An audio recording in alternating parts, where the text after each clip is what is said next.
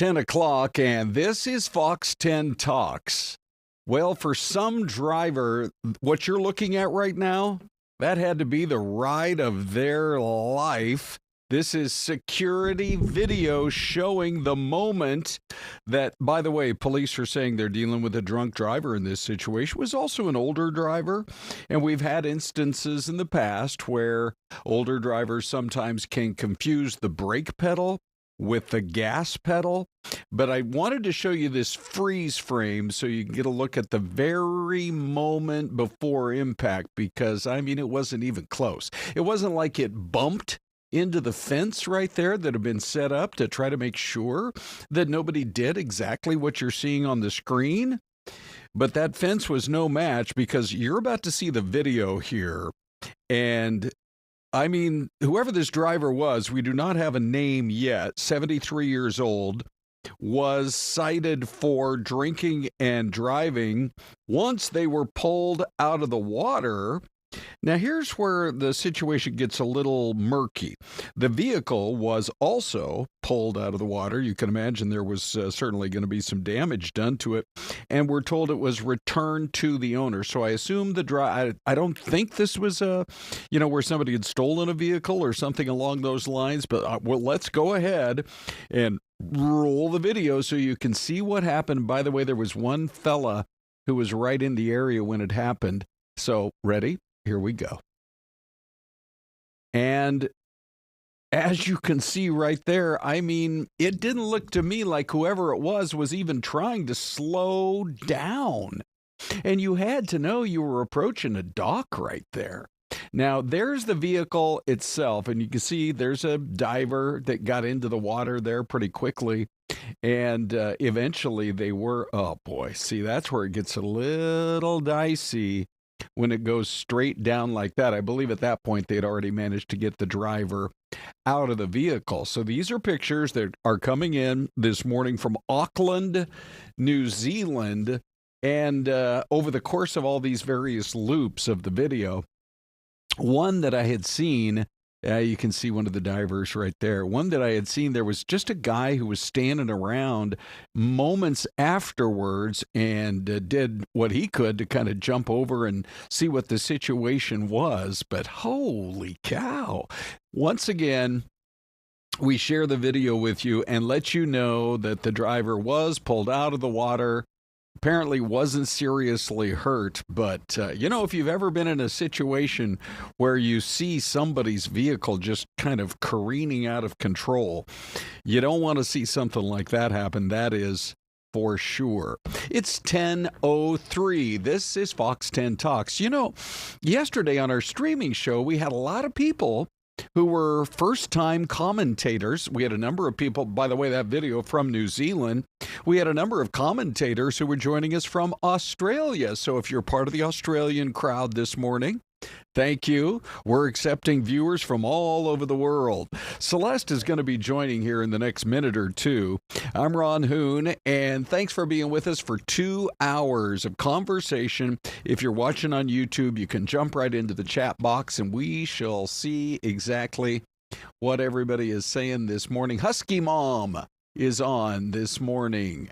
And Darla is on saying, hey, we missed you. Low Philosophy is on. Well, if it's a first time for you, it's the friendliest chat on the internet. We feel pretty solid in being able to tell you that. Now, the big story locally is we're still dealing, I think, with just the emotional aftermath of what happened at one of the most well-known high schools here in the Metro Phoenix area. We have 5 million people that live here. We have so many different high schools. I've never actually stopped to count them up, but we're talking about dozens and dozens and dozens of really well-run high schools. But there was a shocking story that came in from Maryvale High School, and we have the video here of it was a stabbing attack, and one teen accused of stabbing a fellow student in front of other students in a classroom, and today was the day to face a judge. So we're going to get to our Danielle Miller, who's been following the story since we very first went on the air at 4:30 this morning. Danielle, what's the very latest on all this? Yeah, he's still set to be arraigned today. We're talking about Chris Aguilar. He is scheduled to be arraigned this morning on that first-degree murder charge. He is the suspect in that deadly stabbing. That stabbing happened on August 19th at Maryvale High School. And what we do know is that he's just 16 years old, but he is being charged as an adult. We do know that he pled not guilty in this case. This was a very, short type of arraignment in this case. He was originally booked on the second-degree murder charge. That was shortly after the stabbing happened. And then a grand jury, they went back, and then they upgraded that indictment, accusing the teen of intending or knowing that his conduct would cause death with premeditation. Is that sound from the hearing there, Ron? Yeah, matter of fact, Danielle, we have just heard from the court that he did enter a not guilty plea. And this, I know you've covered it as well, just in terms of giving a little bit more background. I know parents were concerned that it took a very long time for them to get any information. All they knew was something horrible had happened there at Maryvale High School. And they did, I believe, try at least to have some systems in place that could have or should have prevented this in the first place. Yeah, they.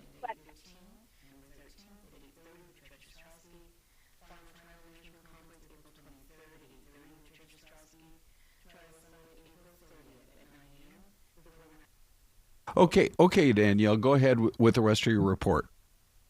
Yeah, I was just going to say they do have metal detectors there on that campus, and we did reach out when this all happened to the security company that does those metal detectors. They did confirm that it would have picked up something like a pocket knife, so not sure what the mishap was. We did obviously reach out to the school for comments, and because this is an ongoing investigation, still no comment about that, but we do know that there are those metal detectors, so not sure the mishap, what happened in that case, but according to the police documents, this all stems from something that happened the day prior about a gun being stolen between those two teams, something of that sort, and then this tragic killing happened the very next day at the high school in a class while the class was going on. Yeah, that's our Danielle Miller reporting for us live. Danielle, thank you. And it's just one of those cases. Celeste joins us well, yeah, Celeste, that we are going to follow all the way through. It's just at the beginning of the legal process. But the scars, the emotional scars for any of those kids who were in that classroom last month will just be there forever. Well, and I think, we saw all the parents standing outside. It makes you think, anytime you drop your child off at school, those type of thoughts kind of, pass through your mind, and you think, my goodness, anything can happen at any moment. And I know it was a scary situation for a lot of those families, and even making it that it was, that some of the video that was shot there was actually making it onto social media, unfortunately. And I think TikTok actually took it down, and I think social media channels, they said, we're not going to put this up on our platforms. Oh gosh, yes, right. But pretty scary stuff, I think, for the parents as well. Yeah, I think what you were hearing there for just a minute was just we were just wrapping up our phone report with Danielle, and you could hear some of the scratchiness there. But we do want to let you know that on an everyday basis, we talk about so frequently the dangers that our officers face look, we're one of the biggest cities in the country. We have a lot of crime that gets dealt with. And what happened yesterday morning at about this time at apartment complex was life-threatening for officers. It's really almost hard to believe that somebody could be so brazen. So what happened was this. Members of the SWAT team knocked on a door at an apartment complex, and the man opened the door ever so slightly and then immediately opened fire, taking aim at those officers. They returned fire, as you can imagine. His injuries, what he was even thinking trying to open fire like that, his injuries are life-threatening. Thankfully, both officers looks like they're going to be okay, both going to be expected to recover. And here's what our new police chief, Matt Giordano, had to say about it as the story was unfolding right in that neighborhood. And then he spoke later in the day. Ugly, this neighborhood. This neighborhood is not a good neighborhood at all. But when you're the chief and you get that call that an officer's been injured, it's personal. I feel responsible for all the men and women out here doing this job. They do a very dangerous job every day in, day out. I'm happy to say that I was able to go over to the hospital before I came here to the scene. Both officers are doing good, and we're hoping for speedy recoveries. Their families will be in my thoughts and prayers. Yeah, you can imagine the families are going to be in the thoughts and prayers of every member of the police force. And look at the large police response out in that area. Again, who knows what this guy was thinking? You open fire on a SWAT team, on members of a SWAT team. They are going to return fire in full force. And it's just really kind of shocking. It is. I mean, he just slightly opened the door and then started firing. It's like, why not just respond to officers? A lot of times when those type of situations happen, you have to ask yourself, there has to be something deeper as to why they acted the way they did. And you always also wonder about drugs maybe playing a role. I mean, there's so much more to learn. But here's another example of it, Celeste. Check this out. So we had a bizarre situation, and now we know the backstory here. This is Lyle Harmon Jr.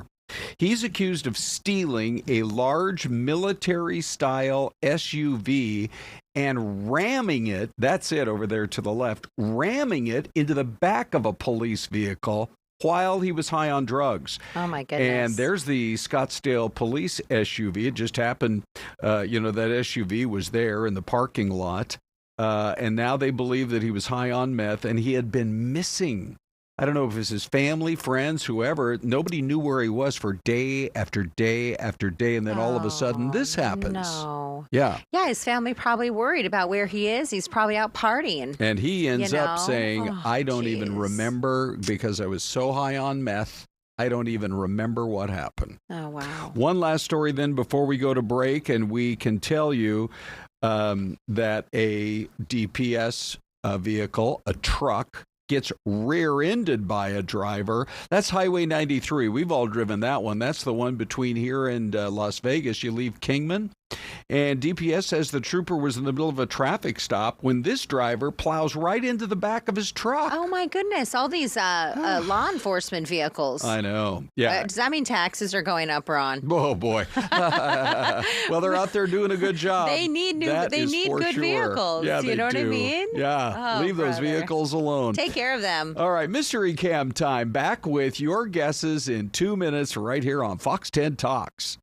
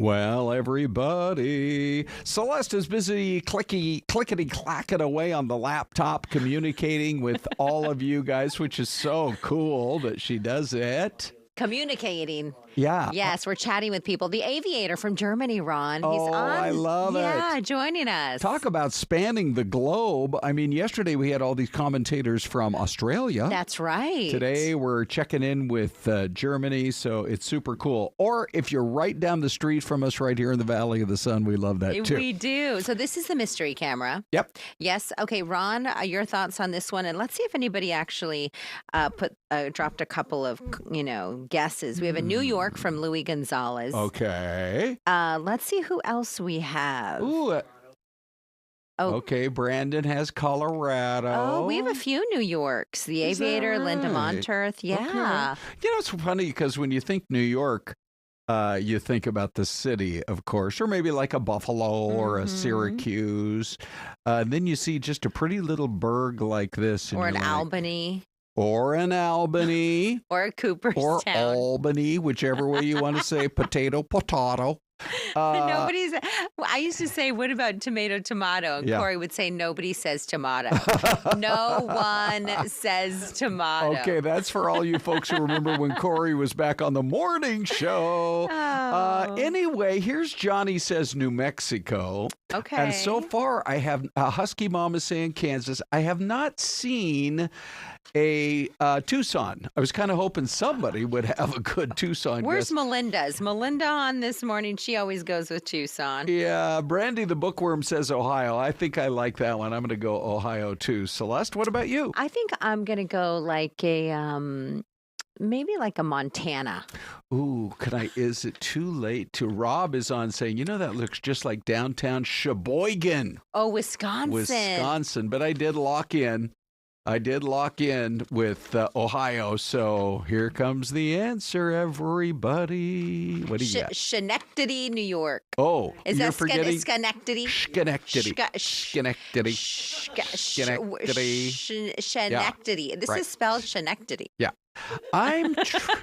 Did somebody spell it wrong?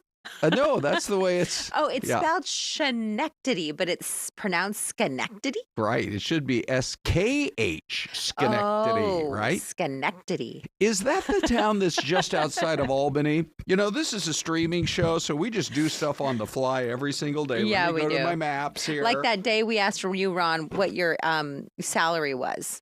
Yeah, I'm still dealing with the aftermath of that. Schenectady. Schenectady. Well, I think Schenectady. it is Schenectady. It's the one that is right there outside of Albany, and I may be wrong, Syleste, but I think I'm correct. It's right near a Rivers Casino and Resort, Schenectady. Yeah. They've got a resort there. You can win some big money there. It's northwest of Albany. Did you see that? Yeah. I was just talking about that. But I listen, Syleste. Listen up. Okay, I think that there is part of the downtown of Schenectady. The TV show The Simpsons.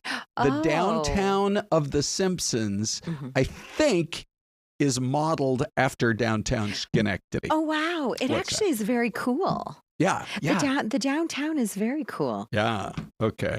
We're going to do an Ask AI segment later, but do I dare, Syleste, just ask AI right now, just to get it kind of warmed up here. Let me see what happens here. My AI is so weird. I actually have to ask it if he's there first. Oh. And then, ready? Okay. Sounds like most people's husbands. Okay. Yeah. Hi there. I just want to share how thrilled I am to work with you, and I can't wait to get started. Oh my gosh. So what's the game plan? The game plan is this. Is Schenectady, New York, part of the design of the city that they show in the Simpsons TV show?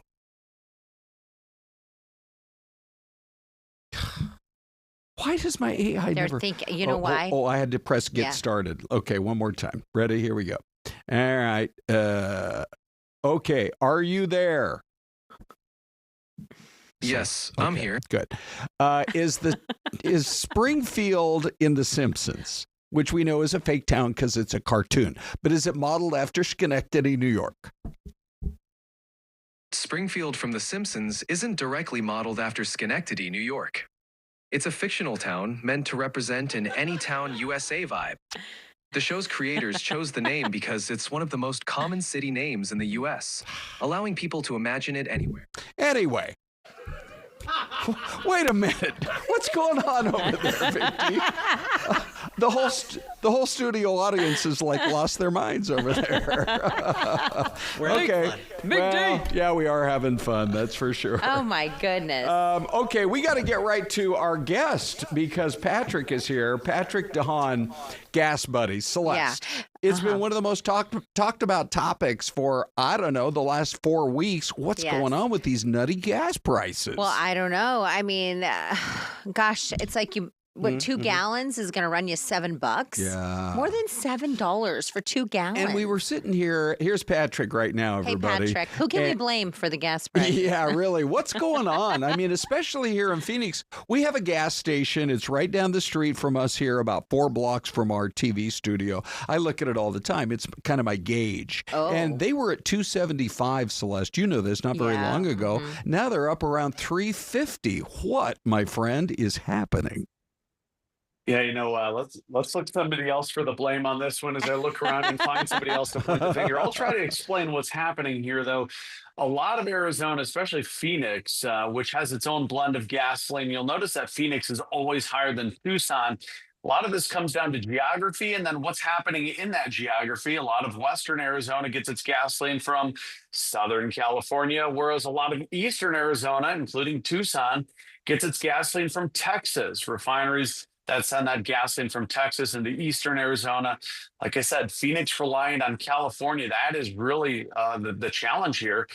For those that don't know, as I mentioned, Arizona has its own blend of gasoline. Phoenix Metro has its own blend. We call it Arizona RBOB, which is an acronym for reformulated gasoline. It's required at various stages during the course of the year. And for those not aware, that California connection to Phoenix is what is driving prices up right now. California's refining capacity has been declining, and now we are just seeing the start of Phillips 66 shutter, one of its Southern California refineries. That refinery, by the way, produces almost 10% of the total amount of gasoline in California. It's shutting down. A lot of this has really been due to the political environment in California has really closed the guardrails around refineries, made it harder for them to do business. Some of them are shutting down, and unfortunately, that means less gasoline supply and higher prices. You mean shutting down for good, not just for a month or two? Yeah, this is permanent. And in light of the situation here, keep in mind, we've been watching California. The guardrails have been closing in, right? Guardrails are important for the government to put on to protect life, protect the environment. But those guardrails have now narrowed so much that refineries really don't have much control over operating their businesses. In fact, California within the last year was even going to tax them or tax their profits, which would further disincentivize refineries to make gasoline at the times it's needed most. When there's a shortage of supply and prices go up, California was thinking, hey, let's penalize refineries by taxing them at a higher rate or reducing their profits, which would then disincentivize refineries to produce gasoline at the time it's needed most. And some refineries have just thrown in the towel and said, enough is enough. This environmental boundary, these guardrails have closed in so tight that we can't even do maintenance on our refinery without asking the state for permission. That is why a couple of California refineries are now shutting down completely. This Phillips 66 refinery just kicked off the shutdown. It's a multi-month process, but by the end of the year, this Phillips 66 refinery in Southern California is going to be gone, completely gone off the map.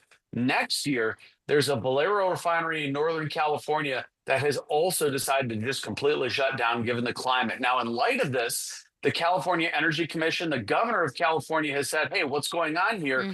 Finally stepping in and saying, well, let's look at that situation. But unfortunately for now, these two refineries in the process, kind of in harm's way, have said enough is enough. We're shutting down. And unfortunately, Phoenix and Western Arizona, completely relying on these refineries in Southern California, is unfortunately stuck in harm's way.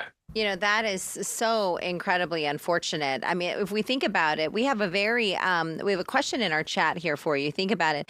There's a lot of people who drive from California to Arizona and back and forth. Rob Hernandez in our chat box has a thought here. He said, we paid $3.95 in El Centro, California on the way back from San Diego. Normally, that is at least $1 more than Phoenix and $1.30 to $1.50 more than the Arizona side of the Arizona-California border. Here's a question for you this morning. Do you think we're inching closer to those California prices if we're not seeing that much of a difference between Arizona and California anymore? I mean, that's a great question. There's a lot of distinction, though, between California and Arizona. The key distinction is that while in California, it's the Air Resources Board that dictates policy. In Arizona, it's technically the EPA. So you're kind of rubbing up against that. California's gasoline taxes are much higher on a permanent basis than Arizona's. If Arizona were to, do the same type of system raising gasoline taxes, well, then it might be one issue.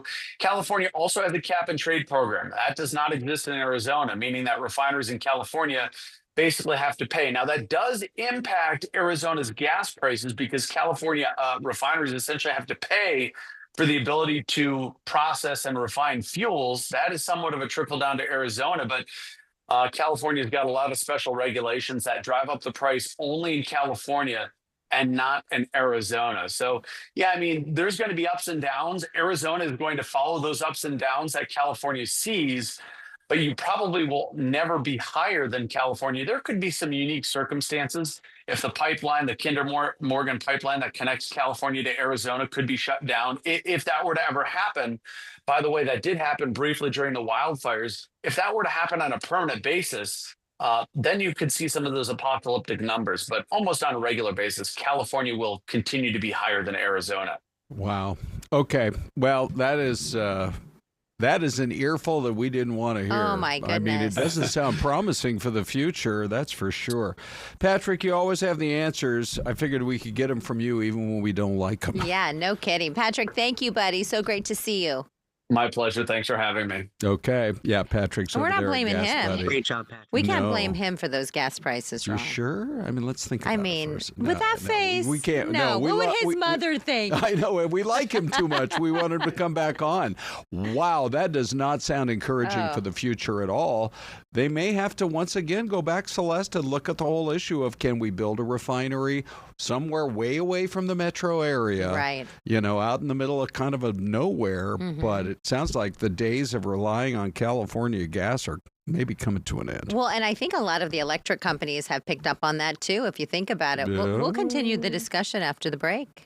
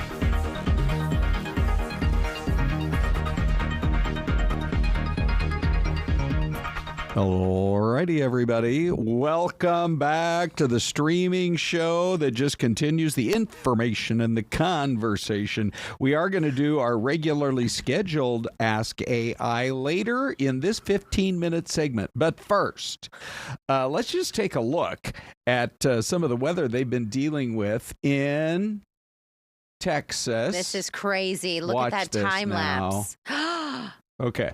So this is Texas Tech in Lubbock. Mm-hmm. Great And city. they said it was a supercell that was moving into the area.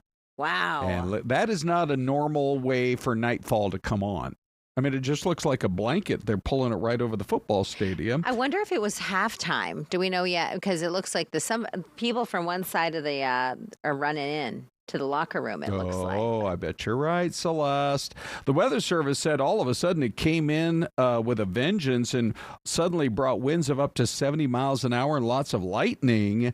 And so that's what they were dealing with there at Texas Tech. You know, they're Big 12, Celeste. Yes, they are. And some people are calling them the best team that money can buy. Really? Yeah, they have a guy down there who's such a big supporter of the football team. He's a billionaire.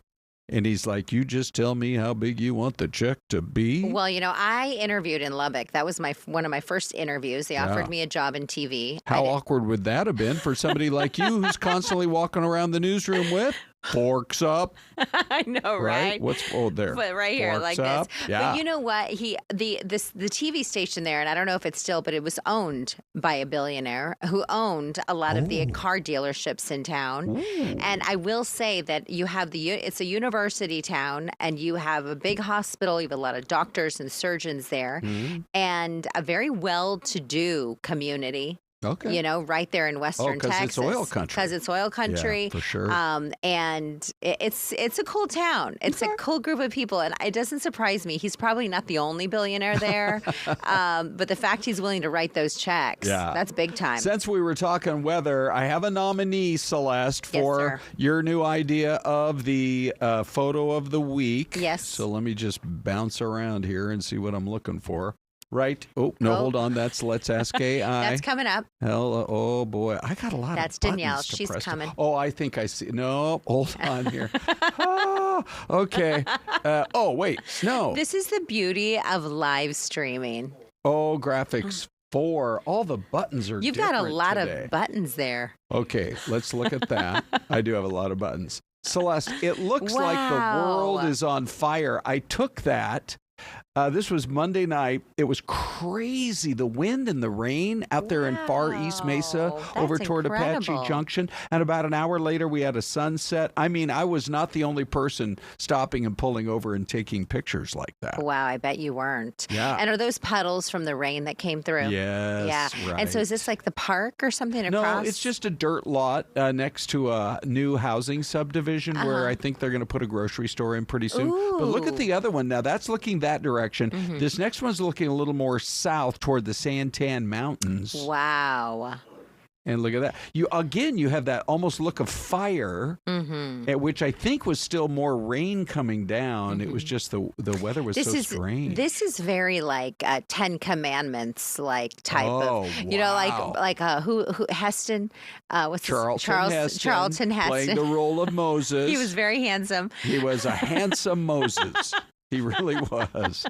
But you know where he parts in the Red Sea? Celeste, stay with us, Celeste.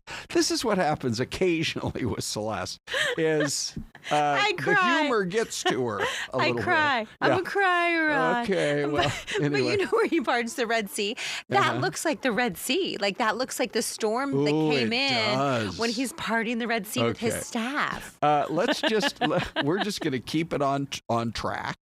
And where that's enough Charlton Heston Moses talk Yeah, for today. okay. Although it's a great movie. It's a great and movie. Everybody should read the 10 Commandments. Thank you, Ron. And know what's on those tablets. They're good to live by. Yes, they really are. But let's also roll the video here from Syleste talking about the storm activity. You took this for when the big storm hit. Yeah, this was a huge dust storm that rolled through. We were up near Bell 94, right across the street from the Ice Den, and we had my daughter, coincidentally, my 13-year-old, she says, can we leave the house a little bit early? This is before we knew the storm was coming and before everybody's phones started going off. So we parked there, and I thought for sure maybe the McDowell Mountains were going to break it up. But this thing was, I think, what did Crystal tell us? Some of the National Weather Service had reported between 4,000 and 5,000 feet in height. Right. And 41 miles long. Well, it's spectacular, and I think we're going to have Big D be the judge on this.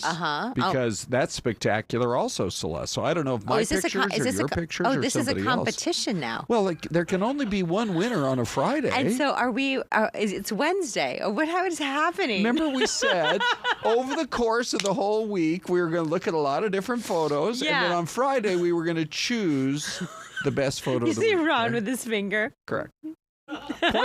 Point of order. Who knows? Maybe this is the end of the whole concept. What are we winning? I see. Nothing. All right, let's just move on. We have a big story today that we are going to keep following for you here because those food requirements, if you want to get food paid for by Uncle Sam, starting now, this very week, you're going to have to work 20 hours a week if you're able-bodied. Obviously, if you're in a disabled situation, the requirements do not apply to you. But the federal law earlier this year said, look, if you're able to work, you have to work up to the age of 64 if you want Uncle Sam paying for your food. And so some are worried that this could lead to anywhere from 1 to 2 million people losing their benefits, but they say that's because the paperwork requirements might be confusing and burdensome for some people to fill out. So poll question time. Work requirements about to kick in now. What do you think? 77% of you say good. You ought to have to work to get something like this from Uncle Sam. It's not just freely given out. 20% say bad because some people who need it could lose the benefit. And then 3% say it might be a good idea, but not if if the paperwork requirements get to be too much for people. Let's go to the YouTube version because those numbers are always a little different. They are. So 44% of you say good. You should have to work to get this government benefit. 37% of you say bad. Some people who need it could lose this benefit. And 19% of you say maybe, but not if people get lost in the paperwork requirements. So, we'll have to see how they work through this program. Is it another department, this department? We have about 253 votes right now. And plenty of you are sharing some of your comments as well. Welcome to the chat, Melinda. Melinda has now joined the chat, Ron. We were thinking maybe we're waiting for your guess on the mystery camera this morning. She actually says her last name is Moses. Yeah. Hey, by the way, Linda, talk about the Moses chat today. Linda is in saying the first 4 are about loving the Lord. The last 6 are about loving your neighbor. Oh, so maybe loving your neighbor is more important, you think? 60% say so. I think so. Anyway, I think both are probably important, Celeste. Anyway, Dave, you seeing some comments? What are you seeing, buddy? Yeah, great comments, and what a fun show today. Thanks, everybody, for watching. Bonnie in Mesa says, too many people take advantage of the welfare programs. It's supposed to be a helping hand, not total support, unless you're disabled and not able to work. Tori Torino 6613 says these benefits are meant for people who are unable to work. They are disabled people, elderly people, and children who receive these benefits. Absolutely none of these people should be working. These are why I paid taxes, so that my fellow countrymen are taken care of the way that I have been taken care of. I have been on benefits before. I've paid way more than I ever took in. That's the way it's supposed to be. And finally, Miss Joey K says there should be a transitional period for able-bodied individuals to find employment, as well as resources to assist those who have a desire to work but are having a hard time finding employment. Really interesting, insightful conversation as always, so please keep the comments coming. All right, good stuff. Both Okay. sides of the issue getting good conversation. Yeah. Big deal. Hey, the other thing we wanted to talk about is we have a little office pool going. We have our own fantasy football league going. We do. And so, Celeste, let's see, you came up with Justin Herbert as your quarterback. Is Yes. that correct? That is correct. Okay. And then who else do you have on your Barkley. team? Okay. And Higgins. Barkley, you mean Saquon Barkley himself? Saquon Barkley himself. Ooh, that's He big. actually called and was like, "Hey, you better jump on right now and grab me. I'm available." I bet he did. Go ahead. The name of my team Yeah. is Sacks in the City. Now, why is that, Celeste? What's like when that you all about? when you sack somebody. Okay. Yeah, Sacks in the City. Okay. It's as simple as that? Yeah, because sacking a quarterback. You know, Ron, you understand? Okay, now I get it. Yeah, Okay. you're sacking the quarterback. All right, so here's what we're going to do. We have... Well, we have our studio audience is very excited today. Correct. Let's make sure those people get tickets to the show every day. Every day. Whoever's over there laughing Maybe even so like a much. free bag to lunch. Okay, so here's what we're going to try, and I'm already sweating, but we're going to ask AI. Stand by here. My buttons are all moved around, so that's my excuse You as have to a lot of what is different going on buttons. here, but I think... there we go. Let's ask AI. Okay, we're going to ask who got the best team in fantasy football. Oh, okay. Okay.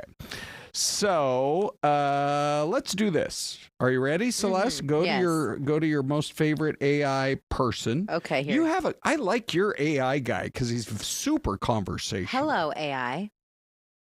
Hey there. How's See, it going? right? What can I do for you today? He's so flirty with you. I know. Yeah. The audacity. Does I he know. not know I'm married? Let's see what he's... I promise. Oh, who knows what he's promising? Do you know I'm married? My goodness. I do now. Thanks for letting me know. Okay. Well, anyway, now we're up against a break. But coming up after the break, if we still have any viewers left, we are going to ask AI who ended up with the best fantasy football team. Why are you crying? Yeah, because it's all going down in a ball of flames today. But anyway, that's coming up right after the break. Plus, let's see, what are some of the other items that we have for you here? Oh, there's something that women prefer in the dating world that guys are all messed up when they think women are most interested in one thing. But they're off base completely. It's something else. Oh. So it's advice for you folks in the dating world, and it's all coming up right after this break on Fox 10 Talks.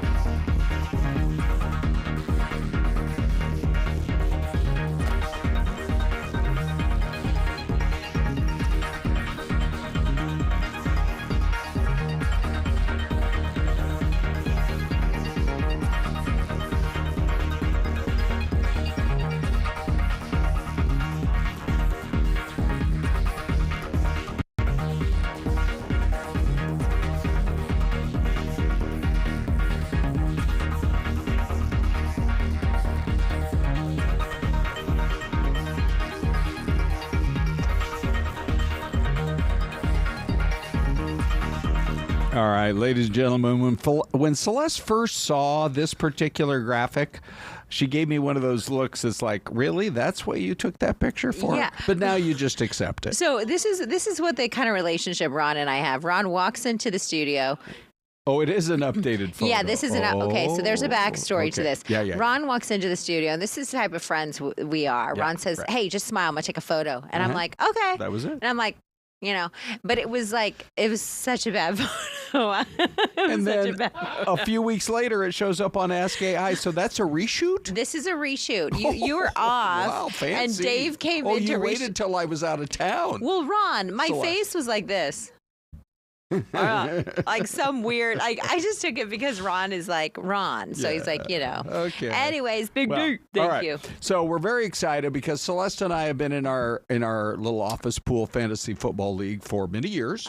We have. And this year, ladies and gentlemen, for the first time in his own personal history, Big D is now a fantasy football player. That's right. I'm excited. He was in the draft, and so we are going to ask AI.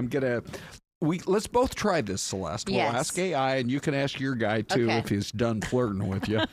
We're going to name 3 players, and so here we go. I think first I have to tap on the guy. Okay, so first of all, hello, are you there? Can I ask you a question? Hello, I'm here and ready to help.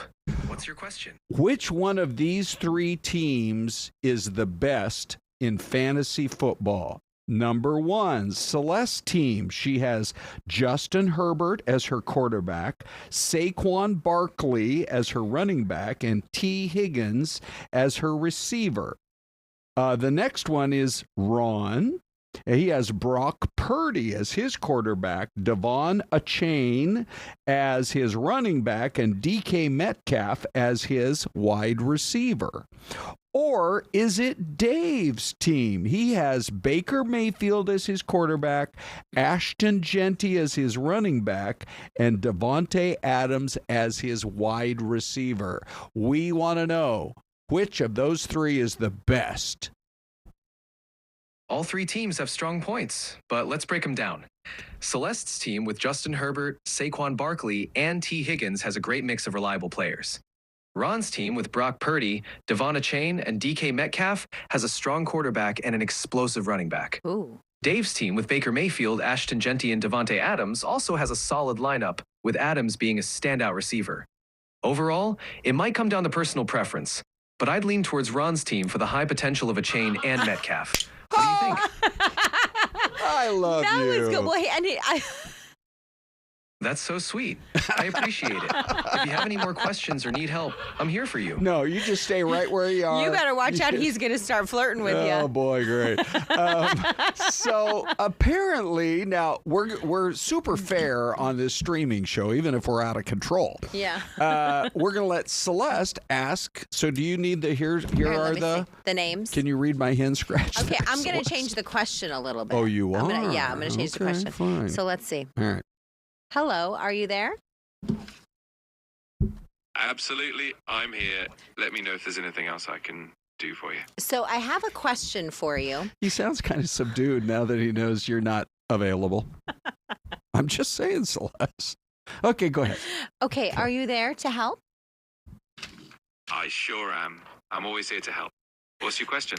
Okay, I have 3 different football quarterbacks. Please let me know which one is the best. We have Baker Mayfield, Brock Purdy, or Herbert. Oh, it's never a good sign when you get that Oh, clickety geez. clack. He's breaking down the numbers. Here we go. Ouch. Uh-oh. Okay. I think he's confused. I don't know about you, Dave, but I'm tense. My palms are sweaty. What happened to the guy? What happened? Are you okay? Oh my gosh. It's like talking to my husband. Hello. Okay, Dave, you try. I don't know what's happening. All right, Are you want to still try there? with your AI guy? Hello? Try him one Hello? more time, Celeste. It could be so out of control. It's such a simple question. I know. She's okay. Are you there to help? Absolutely. I'm here and ready to help with whatever you need. Okay. Just, You didn't help well. We're not a very big help earlier. I'm always here to do my best. Right. If there's anything I can assist with now, Well, your best sometimes isn't enough. He's going to leave. Okay. Wherever this brain is in some data center in North Carolina, he's just going to get up and walk out and drive home. What's Herbert's first name again? Justin. Thank you. Okay. Hello, are you there? I sure am. I'm right here and ready whenever you are. Okay, I would like your help with deciding which quarterback is the best of these three. They play in the NFL. The first one is Justin Herbert. The second one is Baker Mayfield. And the third one is Brock Purdy. Which of these three quarterbacks are the best?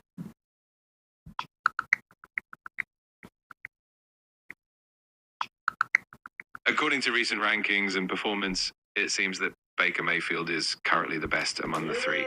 Wow, Big D. Big D. Big D. Don't start counting your money just yet, Big D, but looks like you may have the inside track. Yeah, Baker Mayfield, he is incredible. Yeah, he really He's a really good quarterback. Yeah. Really, really good. Yeah. Who's he play with again? Tampa Bay It Bucks. used to be the Browns. Right, a lot of years, and then he got, Good, Celeste, yes. yeah. By the way, the first game is tomorrow night. Mm-hmm. It's the Dallas Cowboys. Yes. And the Philadelphia Eagles. Yes. And that might be a game on Fox. I don't know. I'm looking at Big D. We'll find out. We have a bunch of really great games here because finally the NFL is set and ready to go. It's been a long summer, that's for sure. Ron, look at the chat box. Okay, now what? Oh, you guys. That's good. All we're seeing is laugh, laugh, laugh, laugh, laugh. Laughing emoji. Good. Look at Jen's wall. Jen, you are so right on. He sounds depressed now that he knows that the thing with him and Celeste is really over. Yeah, Brandy the Bookworm said, Celeste, he knows you're married, so now he's taking his sweet time.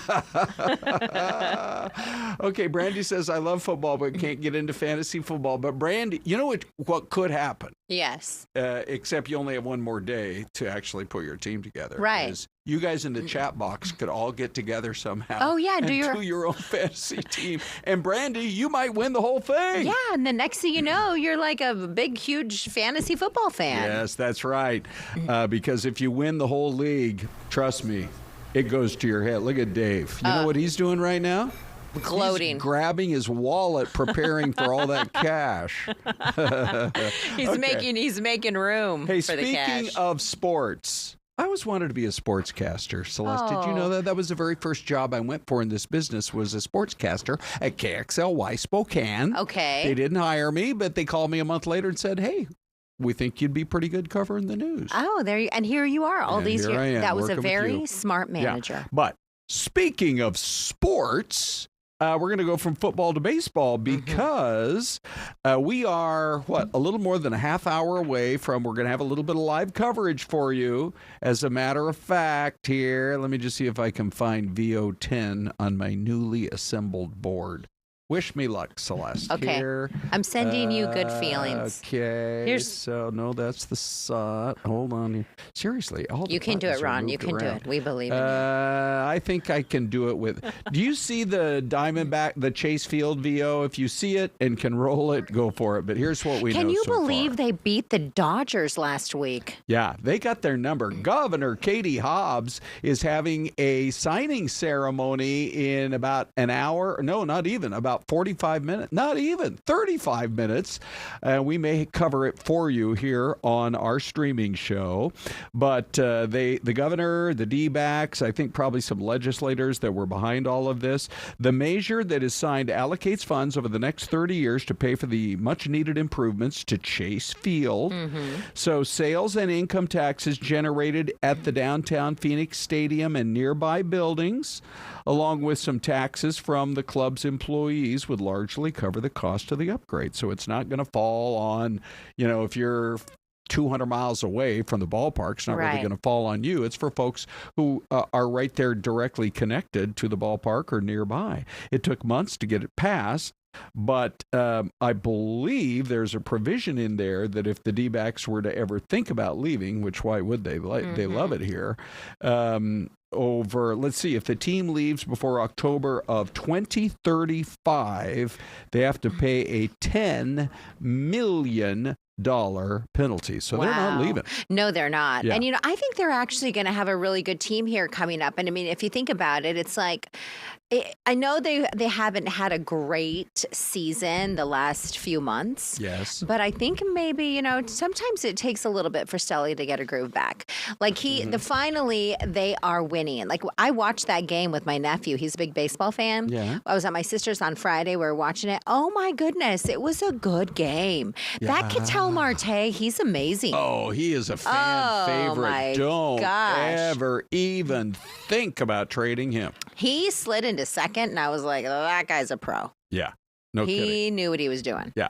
I mean, there are some names over the years that I think were fan favorites who did get traded. I always think of Paul Goldschmidt. Yes. Archie Bradley. Archie, yes. He was a huge hit here. Yeah, he was. They even handed out those beards you could put on, at the games, and then they ended up trading him, unfortunately. Well, so that signing is coming up in our 11 o'clock hour. The question that is on the minds of a lot of people right now, what else is coming up in the big 11 o'clock hour? That's where Anita comes in. Hi, Hello. Anita. Steve Nielsen will be joining me Oh, today. nice. Oh, awesome. He's fun. Yeah, so we're going to be talking about the Dragon Bravo fire. They have the assessment. yeah. We're going to be talking to a gentleman who hikes there a lot, runs a YouTube podcast about hiking. Oh. And so we're going to get that perspective as to what are your thoughts as to what we're seeing. Is this actually accurate?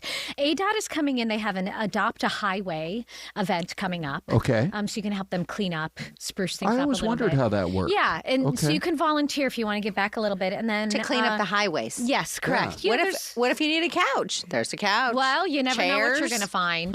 The Lotto's coming in as well because they're going to talk about the big $3 billion now? Yes. Jackpot tonight. Who knows? I think If it's going to it grow. grows since I have a then. feeling it's going to grow. Me Yeah. too. But Okay. you know what? Even if someone in Arizona doesn't win, Arizona still benefits. So that's what we're going to Really? chat about. Well, now that's what we call a tease in this business.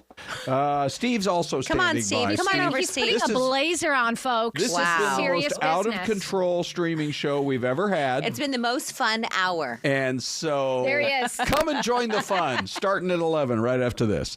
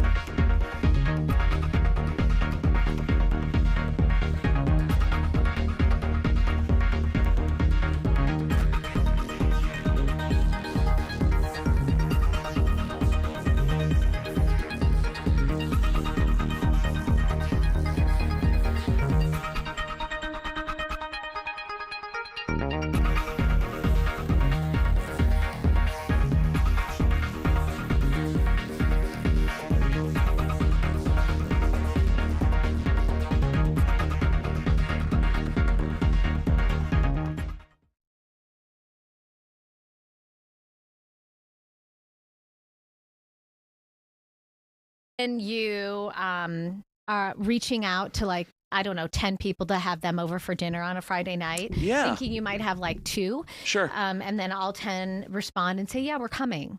And then they all show up. Terror. Pure terror. Right. But that's somewhat what's happening today. You reach out. There's a lot of news. Uh-huh. Good morning, everyone at home. Good morning. There's a lot of news. There are a lot of things happening and a lot of things we want to cover. We want to get perspective from the people in it. Yeah. And so we reached out, and then people are all of a sudden saying, here we come. So we're waiting to see if we will have someone from MCSO come in. Okay. To talk about a big seizure of dogs. Yes. Yeah. And so I'm not going to play that video in case they do pop up. If not, we'll touch on it. We'll chat about that in a minute. Yeah. The Steve Nielsen folks, if you have any questions for Steve. Hi. Always great to see you, Anita. You too. I feel like we used to see each other constantly for a couple of years, like every second of every day. Mm-hmm. And then now we work different shifts and I never see you anymore. Shift. We're like 2 ships passing in the day. In the day. Not even the night. Right around 11 a.m. is like there's Anita. Hi, hey. Steve. How are the kids? How have you been? Should we get into it? Should no, we just we do a have life lot of news update? to cover. Oh, okay. All right. We don't have time to do that. Let's talk to our first guest. And then if we have time, we're going to do some dog updates, right? Deal. We want to talk about the Dragon Bravo fire. Let me see. I'm going to go with, I don't know, you guys. I don't have any buttons to push, so this is all on you. Well, none of them are labeled Dragon Bravo fire. So we'll figure it out. Okay. VO2, here we go. There we go. Hey. All right. Oh, I have scripts Oh, gosh, for you. look at that. Here you go, buddy. Oh, thank you. All the info that you need. Dragon Bravo fire. We're getting a little bit of information this morning about how much has burned, what the assessments are. So it started July 4th, so nearly 2 full months. And we are talking about the fact that the fire destroyed 108 of the 229 buildings in that area. So we had that historic Grand Canyon Lodge, a wastewater treatment plant, 1,000 feet of water pipeline also damaged, and then they found some hazardous materials on the 3 different sites. And it's not, when you talk about the buildings that survived it, they're also damaged in some way. When buildings are just sort of a part of this process, even if they're saved, the smoke that's in there, I mean, you talk about hazmat materials, being at 3 of those sites. It's just an awful situation all around for all those buildings. And it's still burning. It's only 80% contained. They are now in more of a cleanup phase than they are trying to put the fire out. Yeah, if you're up there, let's say at Lake Powell or Page, you're probably not seeing much smoke off into the distance anymore. Not like you were. Not like you were. Yeah, when it's 80% contained, it almost feels like during the day you don't really see any activity going on at all. It's at night where some of that sort of picks up a little bit. So we're going to bring in Brian. Hi, Brian. Good morning. It's good to see you again. Brian joined us a couple weeks ago when the fire was really at its I guess, worst. Yeah. And so we wanted to get your perspective on some of the new information that was coming out about the assessment. What's happening down there? Yeah, I mean, like you guys said, it is, I mean, pretty much good news, as good news as you could have. You mentioned 80% contained, and I think the only reason it's not 100% is because a lot of those containment lines they can't actually get to because they are deep down below the rim of the canyon, some of the most inhospitable environments that a firefighter could ever face. So I think the fire is essentially out. There are a couple of spots where it's still smoldering and creeping is what they call it. But for all intents and purposes, this nightmare is over for the initial phase of it. And now we get to worry about what's next with all the flash flooding and the burn scars and all the fun that we're going to be facing over the next many, many years, unfortunately. So they were talking a little bit about all of those buildings, 229 buildings in the area. I think they said 108 destroyed, the water pipeline damage, 1,000 feet. That is going to be a huge effort to replace that. Yeah, I mean, just the wastewater treatment plant that burned is going to be one of the biggest drivers for when they can get that rebuilt. That's going to be the biggest driver for when they can, reopen access to the North Rim, much less having anybody spend the night up there or stay up there or talk about rebuilding infrastructure. I mean, if you don't have the water, you don't have the sewer. I'm not sure how they're going to allow people into the park, even on a limited basis, as early as next year. So a lot burned. Obviously, everybody's most concerned with the lodge. Haven't heard anything yet on the plans for even starting to talk about when that might be rebuilt or when it might go out to bid, or they're talking about reinforcing some of the structure that's still standing, hoping to be able to use some of that historic stone maybe in a rebuild. We hope that happens. I think everybody wants to see it built back to the way that it was, as close as possible. Mm-hmm. Is that realistic? I mean, at this point, who knows? We just don't know enough until they can really get in there and do their assessments, do their reports, do their investigations, and then finally tell us officially what's going on. It's not like this is downtown Phoenix where you've got so many construction crews nearby, all the resources, 10-minute drive for all the crews to get there and do that work.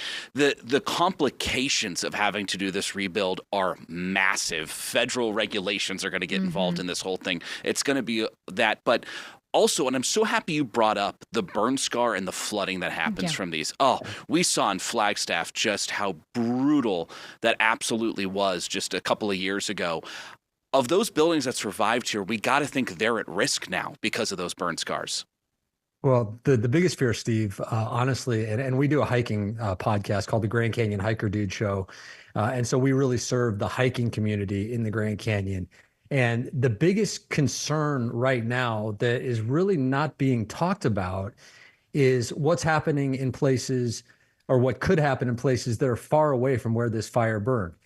Everyone knows Phantom Ranch. That's at the bottom of the Grand Canyon. That's one of the most iconic destinations in the world. It's where people want to go and spend the night and hang out down there. And we don't know when that's going to be possible again. That's a long way away from where this fire was burning. However, you've got these burn scars up above that drain into Bright Angel Canyon, which flows directly into Phantom Ranch. So there is a real fear out there, even though it's not being talked about. What I've picked up behind the scenes and from people in the know who would know these things, there is a real fear now of enhanced, amplified flash floods that can tear through that area uninhibited now because of the burn scars, magnitudes that we haven't seen before. And the fear is that those floods could take out all of the infrastructure at Phantom Ranch, at Bright Angel Campground, at the new water treatment plant that they just built at the bottom of the Grand Canyon on the banks of the Colorado down there. So we are just at the beginning of this, because how long is this threat going to be around for? It's not like it's just going to be over when the fire's out and we get through monsoon season. Well, the North Rim, to your point about being one of the most remote locations on the planet, that's because a big part of that is because it's one of the snowiest places on the planet. In the United States. And so what happens in the spring when you've got the runoff, right? If they have a normal winter when there's heavy snowpack, then you've got that runoff all pouring down into Bright Angel Canyon and flowing through to Bright Angel Creek and into the Phantom Ranch area. So, I don't want to be over dramatic here, but there is a real fear that we're going to lose access to North Kaibab and to the Phantom Ranch area for a long time to come. So it's definitely not over yet. Really quickly, Bri, because we have another guest we need to squeeze in. How do people listen to your podcast? How do they find you?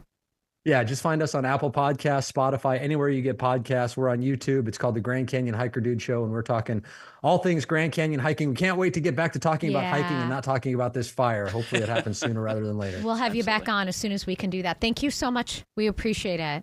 Thank you, guys. Appreciate you. Thanks. Okay, the other big thing everyone's talking about, totally switching gears, is the Lotto. Nice and close to that mic, too, for us. Of course. Because everyone's going to want to hear you. How much is up for grabs? $1.4 billion. 1.4. Yep, 1.4. If it was just 400 million, you're right. That's still a story. Like, whoa, we got up to 400 If it were million. 1 million, it's a story for me. I'd be happy with $1 million. Right. And the cash value there is $643 million. So if you take the cash home today, still a good chunk. And then everyone always is like, yeah, but after taxes, it's still like, what, half a bill? Right. Way too much. Are you still paying, even if you do the lump sum and you pay the taxes, are you still paying taxes every year on this? No. You're not.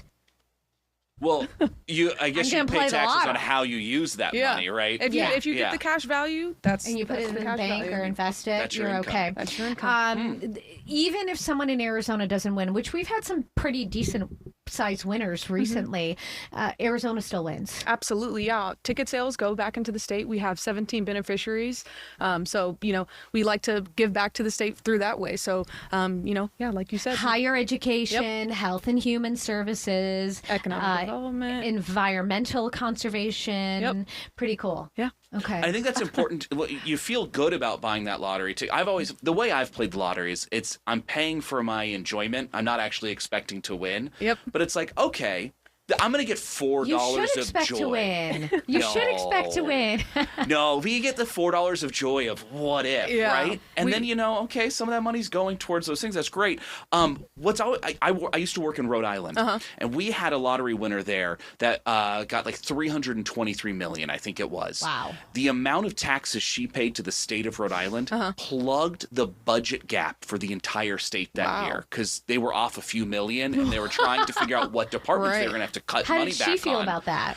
I think she felt just fine about how much she walked away with. She saved jobs. She literally saved jobs. Right. She saved programs. All of that by winning the lottery and paying some of those taxes. Right. So, the state of Arizona, that could kind of help out a little bit on when you're making a budget. What's our deadline? When do we have to purchase the ticket by? Yes. Is there an advantage to picking your own numbers versus letting the machine, the computer pick? So the drawing is tonight. So sales stop at 6:59. So if you're able to get out to one of our retailers that's before 6:59 and grab those tickets, that's the way to go about it. $2 now. Yep. $2 a ticket. For Powerball. Yep. And then, as far as the numbers thing go, I would say just go with whatever your heart is telling you. It's all up to the odds. So. I've always heard that if you pick your own numbers, your chances of sharing the prize go up. I'm sure because other people might be thinking, yeah, there might be someone out there maybe who's got your those lucky numbers. number is 7 and it's my lucky number and it's your son's birthday, so we're all going to put 7 on. I'd hate to share a $1.4 billion oh gosh, prize. could you imagine? It'd be terrible. Could you imagine? Have you ever heard of a story of someone being like a minute late on buying the ticket and then getting the right numbers? Oh man, no, but I'm sure it's happened. Count until the next drawing. I'm sure it's happened.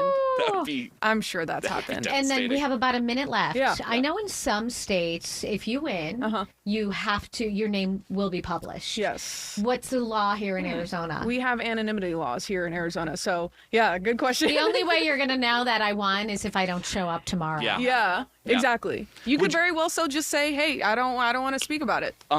Would you show up the next day, or you're saying I would wait immediately until I would wait until money is in hand, it's properly invested, and then I would know I'm good to go. I would keep showing up to work because I love my job. I don't do this for the money. bosses aren't watching. Don't Just worry. enjoy it. Don't worry, the bosses aren't watching. Yeah. Okay, valley-wide, statewide, you can buy that Lotto ticket. Absolutely. Thanks for coming in. We're going to take a quick little break. We have more coming up in just a few minutes. Thank you. Great job, Sydney. Thank you, guys.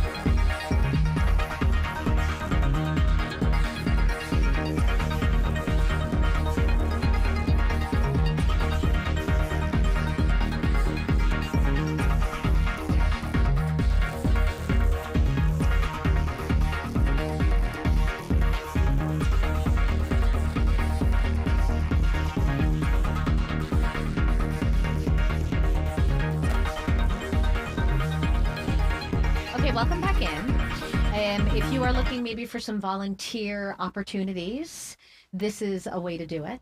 That's right. That's right. I'm Steve Elliott from ADOT. I'm here representing ADOT's Adopt a Highway program, and we have a special volunteer pickup event happening on September 20th. It's a chance to go out to Friendship Park in Avondale on that Saturday and help clean up a section of the highway. And we hope in doing it, it may inspire you to become an Adopt a Highway volunteer throughout the year. Well, I was looking for video of a highway, and it says video 3, but we keep going right back to D-Backs. We can clean that up, too. we can clean that up. We can clean that up as well. I think taxpayers cleaned up. Yeah. So how does this program work then? Sure. Well, civic groups, civic-minded groups, people, individuals, religious groups, they come to us and say, hey, we'd like to adopt a mile of highway. And we give you a 2-year permit, and you go out with things like this. Okay. And you pick up that stuff like this. Okay, let me see if we can... See if you can pick it up. That was in your... Okay. Well, it's not as easy. No. Okay, there Yes. we go. Your turn, Steve. All right. I got it. So do you get a little sign on the side of the highway? You do. You get a placard with your name on it. It celebrates you. Steve is using 2 hands. I don't think that's fair. Steve, you've been rejected for the program. Oh, but Anita, you're all set. Thank you. Appreciate it. So So you say it's a civic-minded. So it could be, the Steve Nielsen and Associates. Yeah. Could it also just be, hey,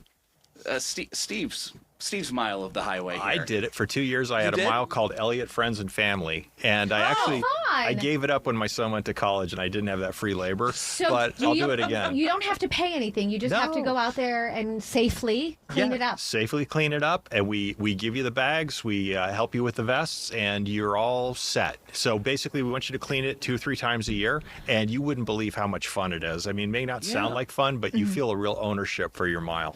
Okay, so Charles David is asking, how dangerous is it to be on the side of the highway? Well, safety is a big part of what we do. We give you safety training. You have to take it. We require you to wear a vest. We want you to work toward traffic, and we don't want you to be close to the roadway. So you'll have representatives from ADOT there, I imagine. No, we won't, but we will have you take ADOT safety training, and your leader of your group will do a safety briefing for people. No, it is safe, but you need to observe safety rules. You have to follow the rules. Yeah, absolutely. How long are you out there for actually cleaning up? It depends. With my group, we could get it done in 90 minutes. Oh, okay. Wow. And then you go have lunch, and it's really, really fun. You get a really warm feeling and makes you want to be a better person when you're around people who do I just this. want a sign on the side of the highway. It's so cool.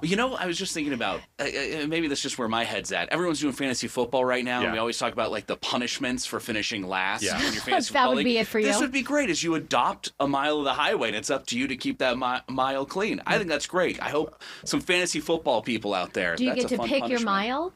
You do get to pick your mile. Now, it needs to be available. We'll work with you, though. Okay. Now, I must say, if you live in the Phoenix area, we're not giving out miles on I-10 right in the Phoenix area. That's not done in by the West Valley, at professionals. least. But my mile was on State Route 87, which is just north of Mesa. So we do have miles fairly convenient. But you do need to be outside of the urban core. One last question. Yes. Craziest thing that you've ever picked up on the side of the freeway? That I can share with you. Yes. Okay. Craziest thing was Family a show. full-size basketball hoop.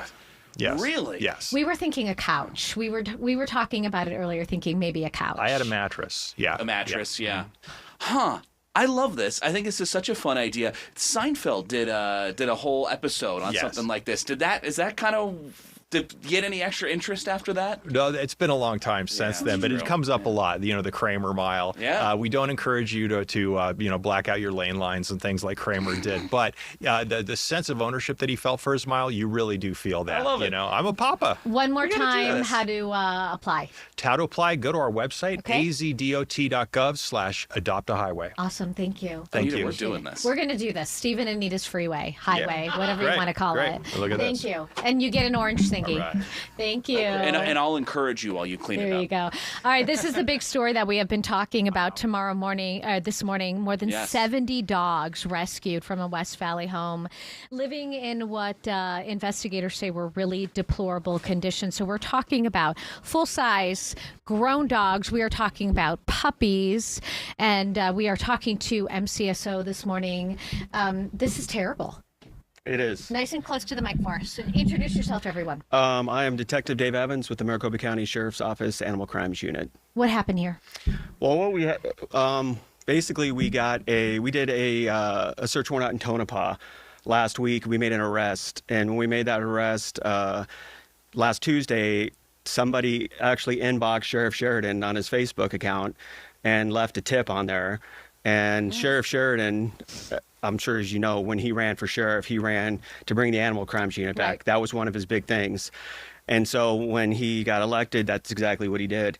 And so this is really big to him. So he actually got that lead. He contacted the animal crimes unit, sent it down to us, and that was last Tuesday. And we've been working this tip all through Labor Day weekend up until we had enough for a search warrant yesterday.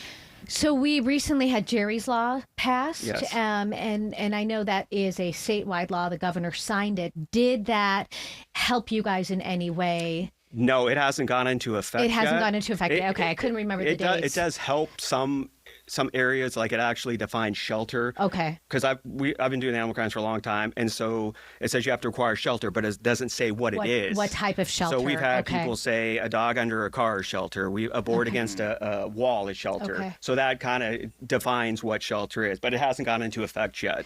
You know, you said you've been doing this for a long time, animal crimes. It feels like, I don't know if this is true, but it feels like in the last 2 months, talk about We've you know, seen the the- sheriff, we've seen an We've increase. been doing this so much, these stories, every week now. When Sheriff Sheridan got elected, he made it one of his points was bringing the animal crimes unit back. And when he got that tip, he actually, I'm just the detective, he's the sheriff. So Sure. there's probably a million people between us, you know what I mean? But when he got that tip, he actually sent it down and he wanted updates.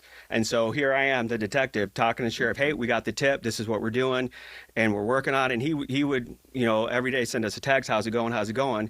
And so he's actually hands-on, wanting to know, not making sure we're doing our job, but basically. He wants the information, wants to know the dogs are safe.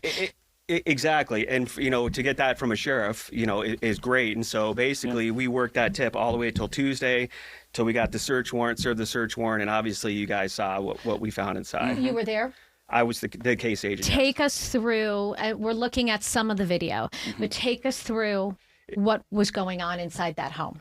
Well, when we made the approach up to the front door, you could see, and I've been doing this, you could see right away the feces transfer basically from the front door to the pavers. You could tell with them coming out. Yeah. The smell when you got to the driveway, you could smell the urine. And then we walked up and knocked on the door, you could hear numerous dogs inside barking.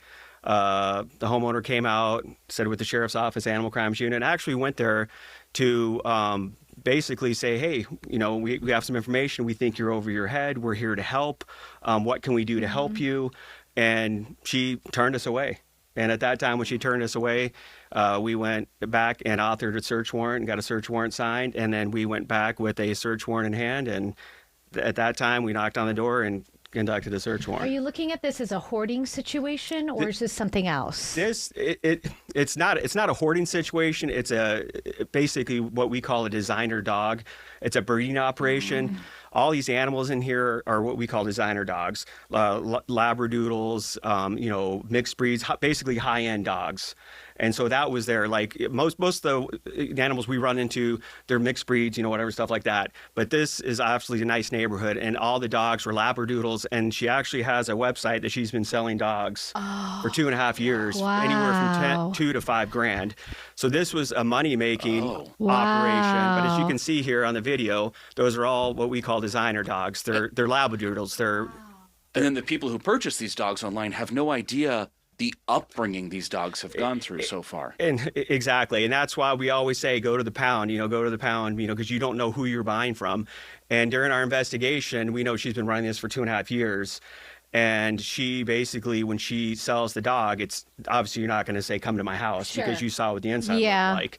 So they would, meet at locations and stuff like that. But ever since this went yesterday, I've been looking at some of the comments, and there's a lot of people on there that said, hey, I bought a dog from her, I feel bad, and stuff like that. So what we tell everybody is there's so many dogs at the pound and at our MASH unit, because when we do a search warrant and the case gets adjudicated and the animals get Basically, the judge says they're property because animals are property in the state of Arizona. Yeah.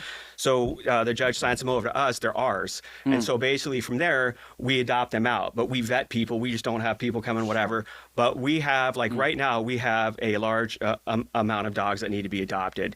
So our thing is come to us. Yeah. Come to us. Yeah. And there's nothing more loving than a dog. When we pull these dogs out of that house, you saw the video. When they came out, and for our information, 2.5 years, they've been standing in crates 3 by 3. They no water, They know that standing in their feces. getting a second chance. And you think when they would come out, they would be, trying to bite you, angry, growling. We're carrying them out. You can see in the video. They're licking us. We put them on the table so the vet can examine. They're spinning around. They're having their time of their life. And we have a question in the chat for you. The aviator is saying, I wonder what the neighbors did. This is not a situation that suddenly pops up overnight, as you said, a couple of years. Good point. Did they complain to authorities earlier, which is where that tip may have come? I'm sure when you do your investigation, people are coming out saying, what's going on? Where the tip came from, right now, we're going to keep that close to the vest. Sure. But, they did interview some neighbors that the media did, and there's a lot of people there that said they knew she had dogs, but of course... Not that many. Yes, it was like clandestine. You know what I mean? Yeah. So the front yard was really nice, backyard was nice. And it was so bad inside. When you walked inside, the house was hoarded out, and there's crates stacked on crates, dogs standing in their own feces, that there was so much of that in there that they had to retreat to the mother-in-law suite, because these houses have like a little mother-in-law suite. You can make it another garage. So they were basically held up in the mother-in-law suite, and then you go through the door to the rest of the house, and it's feces, dog. I mean, you can see in the video. Yeah. So another comment is saying prosecute. Please make an example out of this person. They are facing several charges. Absolutely. And a lot of people will be like, why weren't they arrested? Why aren't they arrested? Well, here's the thing. We get there, there's 70 animals in there. Our goal is to save. There was also a deceased animal in there. There were skeletal remains of a dog in there. Gracious. So our goal is to get the animals out of there and get them medical care, water, food, what they need. It's not the arrest. It's getting those animals out of that situation, getting them to our vet, and providing the medical care that they need. We know who the person is. They're not going anywhere. Okay. They know we know.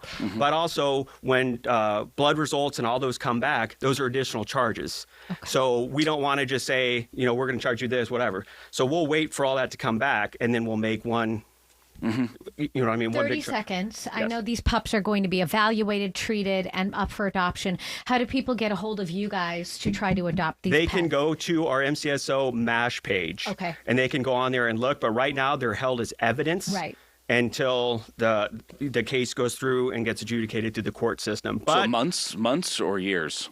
No, not going to be years. Okay. We're going to make it as fast as we can, for these animals, because we don't want them to sit. We want them to go out and do all that stuff. But we also have other dogs available. Okay. If you go to the MASH site, please look and contact us. We will put that link up on our page. Thank you for your time. Yes. This is a case we're going to keep following. Des and Ron are coming back in next, you guys. Great job. Thank you.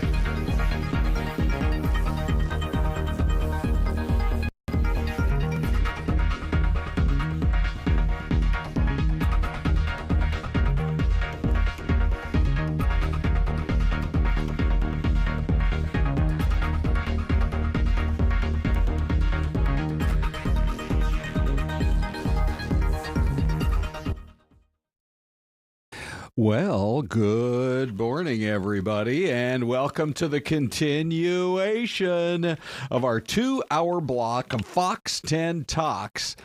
I believe that is Milwaukee, Wisconsin. I haven't had anybody actually say it, but let me just read a little of what you guys are talking about this morning, because this whole show is interactive with you. Dawn is saying, I want to say that WashDOT, I think that's what they call it up in Washington, my home away from home, started with Boeing, then Microsoft, then Amazon, and so on. I work for GM Cobalt in Seattle, and that company volunteered too. It felt so good doing a great deed.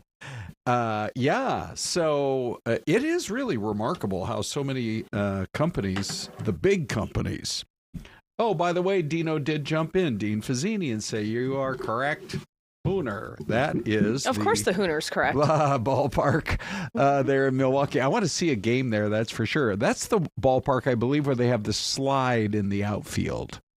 So I think that's pretty cool. But anyway, Wait, a slide? I wonder. Like what kind of slide? Like a 30-foot slide. Oh, like you get in the bag kind of slide, or sit on the carpet on the way down? No, like a regular slide at an amusement park or something. Cool. Way out in the outfield.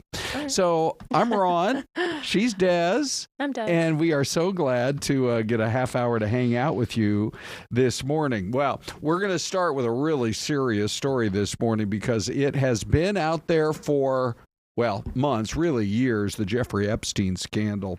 But this morning, there are new developments, and we're going to get right into it with you right now because several of Epstein's victims spoke at the steps of the Capitol this morning, and that is going to guarantee you to get big coverage when you go right to the heart of Washington, right to the Capitol. And it was pretty emotional, some of the things that were being said. And then at almost the exact same time, there was a press event because the president of Poland was visiting with President Trump in the Oval Office, and somebody asked the president about, some people have wondered there's a photo out there with you and Jeffrey Epstein. You said you broke it off a long, long, long time ago, in terms of any friendship or relationship.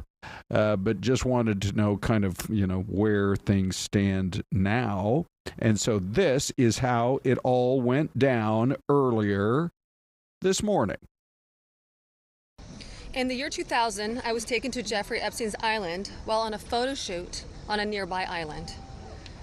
Who I saw and what I experienced there was a glimpse into a very dark and disturbing world. Us Epstein survivors have been discussing creating our own list.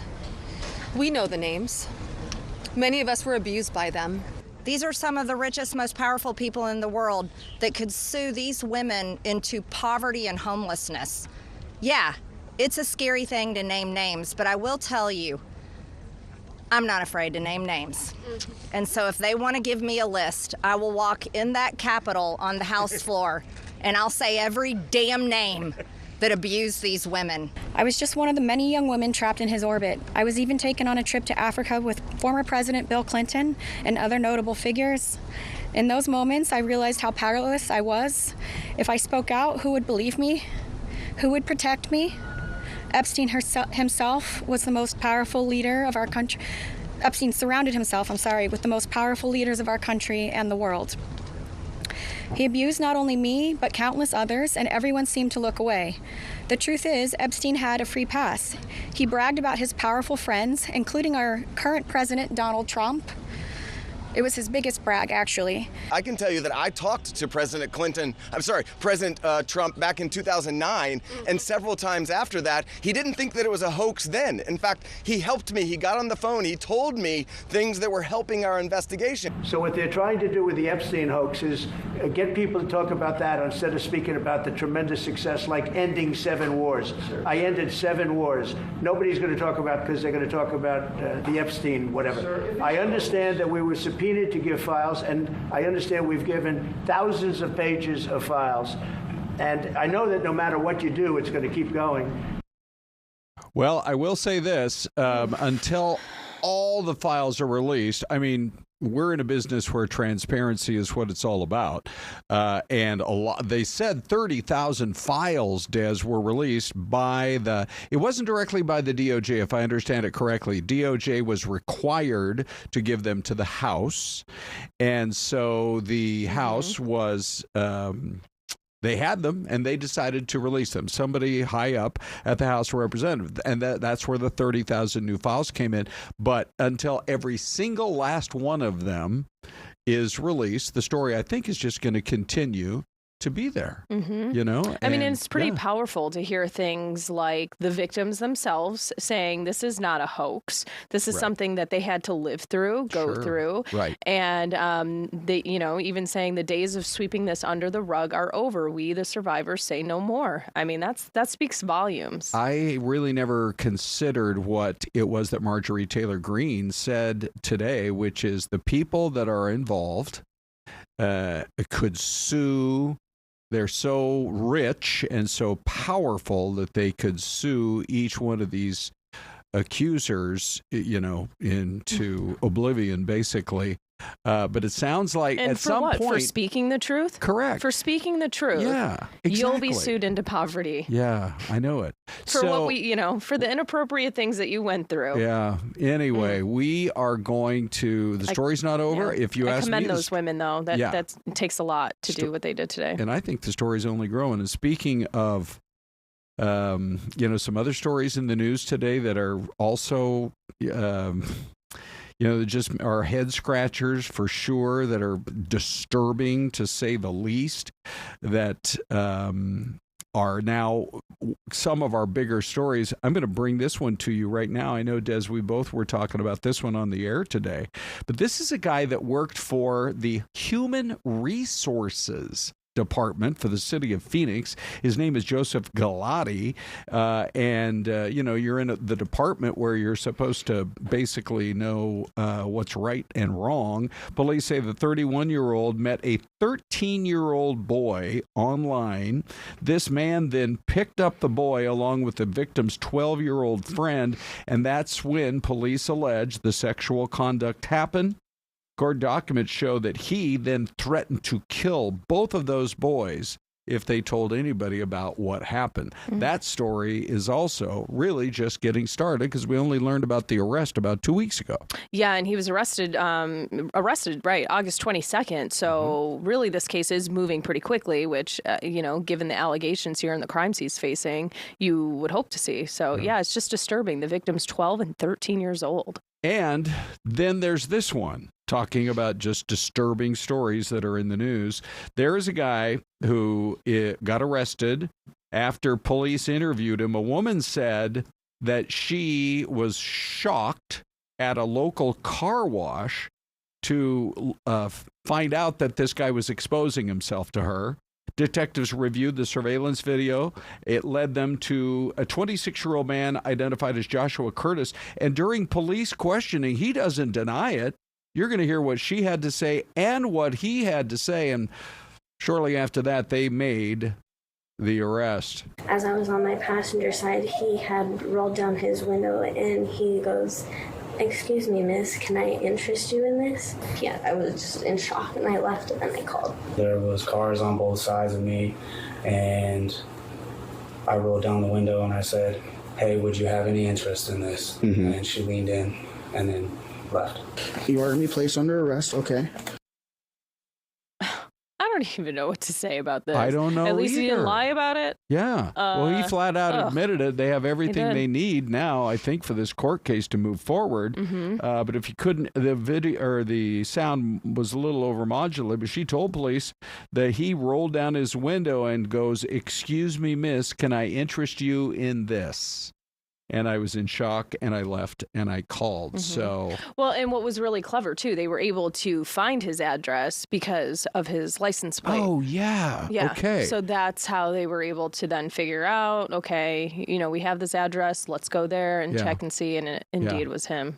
So many of these stories just really disturbing. Now, we're going to shift gears because there is an event that I believe is going to guarantee that the Arizona Diamondbacks are going to stay here in Arizona for a very long time. Let's see, you guys. I'm going to pull up ENG 21. It's happening at the state capitol. You've got the governor about ready to sign the bill that's going to invest in that ballpark. Let's go there now. In fact, we've got the D-backs ready to speak out about it. You've got, wait a sec. It's actually happening at the ballpark, not at the Capitol. This is great. Let's listen. We have the labor groups who weighed in and did a great job representing us. We had Gonzo, who was, where is he at? Did a great job. He, it's tough on the baseball field. He got in front of a committee or two, and I think he realized it's not just such a soft sport of politics there as well, but he did great. I definitely want to thank, before I forget, my wife, Janet, who's here, my daughter, Grace, my son, Christian.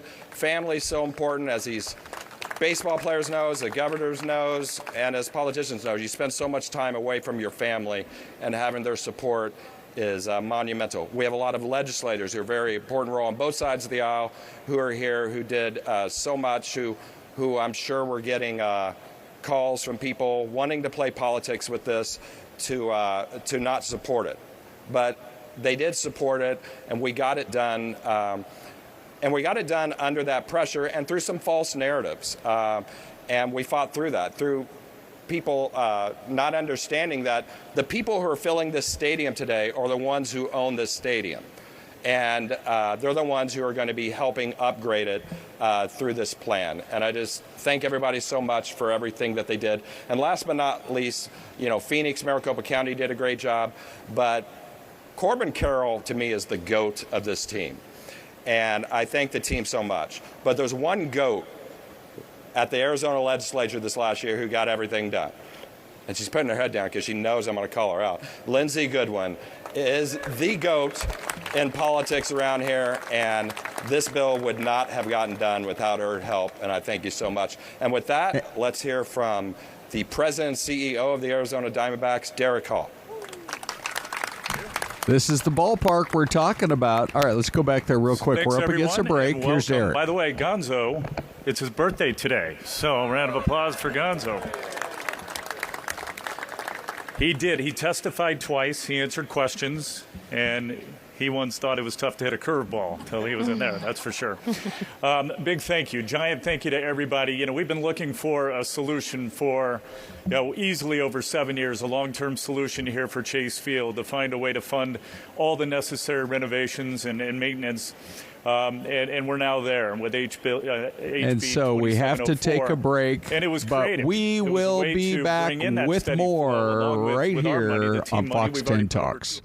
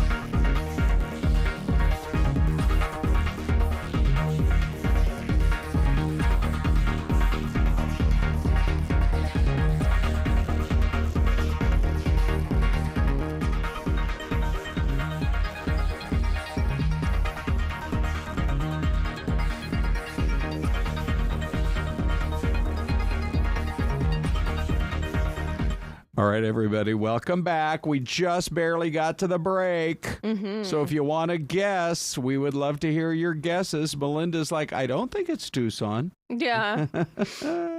She is waiting for that Tucson camera. Yeah. Oh, look at you, Des. You're actually announcing it in the chat. Yeah, I am. Really? What makes you think Pennsylvania? It just looks like it's Pennsylvania. Okay, nice. Good. Oh, it's very green. There's some little bit of hills. Yeah, let me see who else is in here guessing. Louis has a guess at Iowa. Oh, Charles also says Pennsylvania. Patricia, wow, that's a windy place. I'm going to guess Alabama. Oh, that's a good guess. Okay. Husky Mom, too. Yeah. One of the first guesses, Ohio. Okay. Mm-hmm. All right. I think I'm going to go with Ohio, too. Oh, Charles David thinks Pennsylvania, too. Yeah, okay, and that's Brandon just jumped in with Ohio. So, ladies and gentlemen, here is your answer on today's Mystery Camera. All right, it is, Blairsville, Pennsylvania. Oh, my gosh. Can we, put that on record that I actually guessed correct for once? Good. I'm so bad at guessing That's these. great. Okay, That's so cool. Blairsville. Blairsville. Yeah. I mean, I've never actually heard of Blairsville. I'm going to but resist okay. the urge to hold up the show for a minute and a half and go look at a map. Oh, I was Because gonna say, I what, always 'cause want you've to been fix to it in my brain. Well, I've been across PA, but I don't think I've ever been to Blairsville. Anyway. Let's see, quick facts. Located 42 miles east of Pittsburgh. Oh, there you go. Well, there just you leave it at go. that. Mhm. Okay, nice. It's a borough.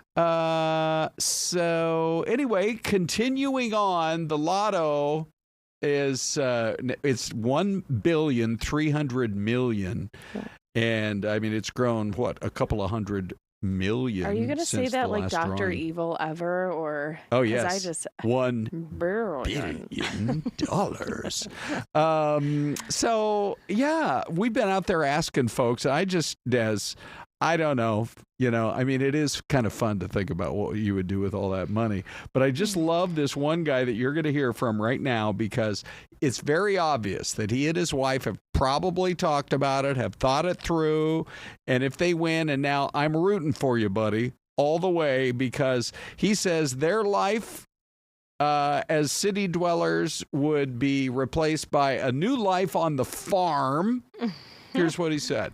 It's a lot of money. I don't even know what I would really do with all that. I'll just invest it, just to keep generational wealth, that's all. And I'll buy my mom a house and stuff. I would probably just want to invest in some big property and stay cozy and get a bunch of goats and cats and donkeys and cows and have a little farm and chill. He listed all those animals and then said have a little farm. That's not little. You better get yourself 100 acres. You better get yourself some farm hands. I don't want to have to take care of a farm. Hey, by the way, Lotto sales do help all kinds of programs, from health to conservation to education. And so, we talk about it all the time. $2 for the tickets. Good luck if you're going to be playing tonight. Charles, in the chat, you Yeah. have me laughing. Okay. He goes, or $50 after taxes. Because Right? Uncle Sam wants his full share of that money. Oh, yeah. Good. Melinda is suggesting we ask AI if either of us are going to win. Melinda, no. But we I don't only want to have... ruin the chances. I don't right? want We don't want to jinx it. Yeah, I don't know. Dave, have any of us bought our tickets yet for tonight? I have not. No. Yeah, I have not for Neither tonight. have I. No, I Yeah. did Saturday. David and I were out. We were on our way home. There was a Okay. Circle K, and I was like, "Oh my gosh, wait a second, let's grab one." Good. So we didn't yes, win. right. Obviously. Okay. We wish everybody the best of luck. I mean, hey, for $2 and you got a shot, Might as although well try. it is very slim indeed. Right. I love this video, Des, we came up with a word. I don't know if we created it, but the volcanado. It's a volcano with a kind of almost a tornado type feel. So this has been going on, we all know, over there in Hawaii, right? So Kilauea, but with the way the winds were swirling, they're like, and it is really cool when you look at it there. They're like, ooh, it's more like a vortex. And so the USGS said it was really quite a spectacular show that they put on last night. But that was the first time I'd ever heard that word before, volcanado. Mm-hmm. That's I like it. a new term. Yeah. I mean, you definitely, It's kind of mesmerizing, but yeah, it is also isn't scary it? because you're like, oh, it's Right? beautiful, but you know what that would do to you. Yeah. Like melt you in 2 seconds. I'm sure they have like a continuous camera. I was checking with Jeff, our editor back in ENG, the electronic news gathering area. That's what ENG stands for. Which is like a phrase right out of Ron Burgundy. But anyway, he had called up a live cam in Alaska at a waterfall, just a little like 4-foot waterfall where the bears hang out and try to grab the fish and eat them live. And it was mesmerizing. 1,000 people were watching it. Oh, I bet. You know? Yeah, people like watching like those streams. Sure. So other than Fox 10 Talks, they like watching watching animals. Correct. We have a lot of good information on our stream. Yeah. It's not just pictures of good-looking people. Right. Like me, or Dave, or Des. Okay. McDonald's has finally gotten the message from you, the consumer. We just told you a couple days ago their sales were down 3.5% in the last quarter compared to a year earlier. And they are going to roll out more and more of their extra value meals. And I think this is really a brilliant move on their part. Yes, I think so too, because I'm not even too happy with the app these days. Really? Let me pull it out. You got a story here? I What's mean, happening? I've downloaded the app. You and I are Yes. big on the McDonald's app, Correct. right? Like sometimes yeah. you end up at the drive-thru. Okay? I mean, no judgment here. at one time, I was telling everybody use the McDonald's app because every single time when you go through, you are going to get a pretty good deal. So the other day, Des, I'm up visiting my daughter in Salt Lake City, and they have a McDonald's a few blocks away from them. So I happen to know that on the weekends, like on a Saturday morning, I will go and get a sausage egg McMuffin, a sausage egg muffin for $2 breakfast sandwich. Okay, not bad. But on the machine, you're looking at it and it's like a different sandwich. And I said, no, I wanted the sausage egg biscuit. And so then that pops up at like $5. Oh, and I'm like, no, I know you got mad. I want the $2 deal for the sauce. So I get up to the window, and instead of my typical $2, it's like $8.37. And I'm like, what's happening here? But, yeah. And they What's said, going on? no, we decided only one of those sandwiches of all the breakfast sandwiches actually on the deal.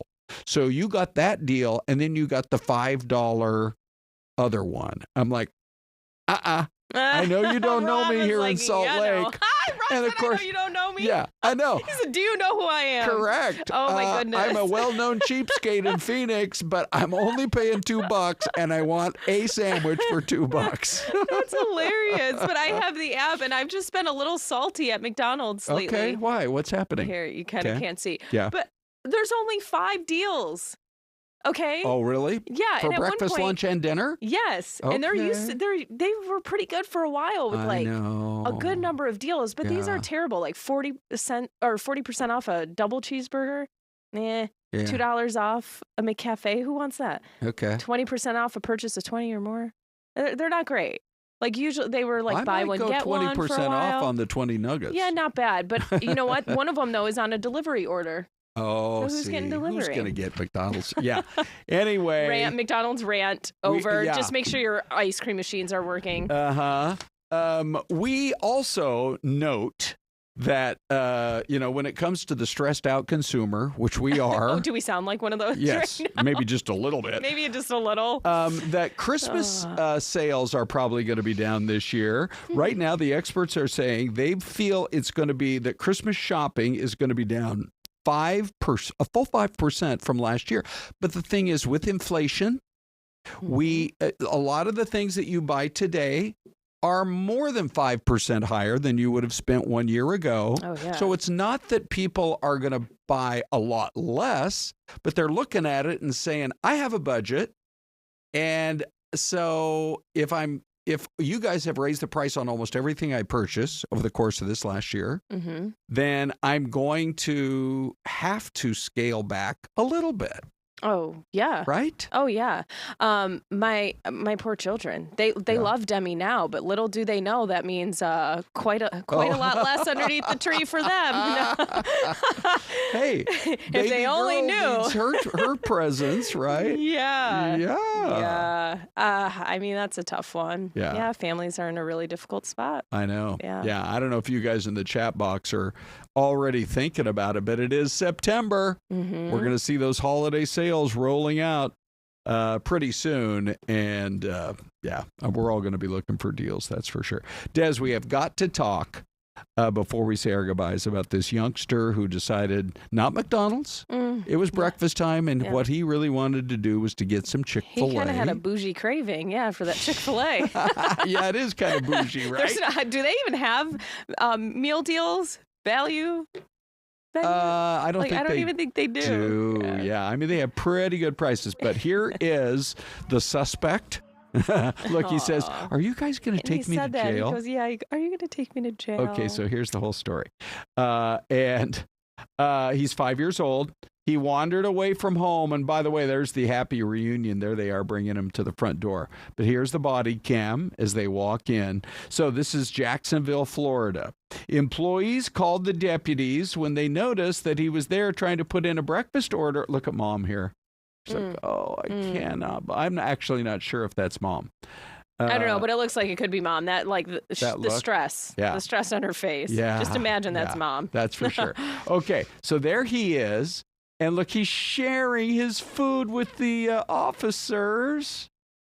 Oh, this is their deputies with the department. Look at that shot right there. Those are a couple of tough guys, those deputies right there. I love that as well. Anyway, I think he eventually got the meal. He didn't get arrested. No. His parents are relieved. They still don't know how he got out of the house. They must live within like a block or two of the Well, no, I think they Chick-fil-A. figured it out. He slipped through a very narrow opening, I guess, in the fence. Oh, really? The fence in their yard. Yeah. So that goes to show you, right? Like, don't shame the parents until you have the full. Correct. But 5, right? A 5-year-old is pretty trustworthy to a certain extent. Correct. But I mean, if you got the hunger pangs and you're hangry, you're gonna take action. Yeah, I guess. Yeah, I gotta watch D3, man. Yeah, no kidding. He likes his McDonald's. Yeah. Okay, so just like that, the whole half hour is over. Oh, bum. We had. Are you bummed? Yeah. You know what? Let's just do it tomorrow. Do it again tomorrow? Okay. All right. We'll hang out with you guys. Bye for now. All right.